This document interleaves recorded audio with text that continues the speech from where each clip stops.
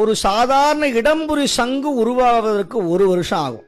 இடம்புரி சங்கு 1000 இடம்புரி சங்கு உருவானால் 1 வலம்புரி சங்கு உருவாகும். 1000 வலம்புரி சங்கு உருவானால் 1 சலசல சங்கு உருவாகும். சலசலம்னு ஒரு சங்கு உண்டு, சலசல சங்குன்னு பேர். 1000 சலசல சங்கு உருவானால் 1 கோமுடி சங்கு உருவாகும். பார்த்துருப்பீங்க, பசுவோட பால் முடிக்க பால் 1 கோமடி சங்கு. 1000 கோமடி சங்கு உருவானால் 1 பஞ்சசான்ய சங்கு உருவாகும். கிருஷ்ண பரமாத்மா கையில் வச்சிருக்கிற பஞ்சசன்யம் சங்கு உருவாகும். அப்போ வலம்புரி சங்கு ரொம்ப உசிதம்.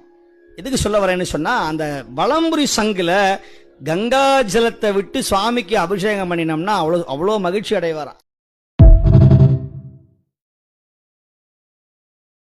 ஹர ஹர சிவனே அருணாச்சலனே அண்ணாமலையே போற்றி.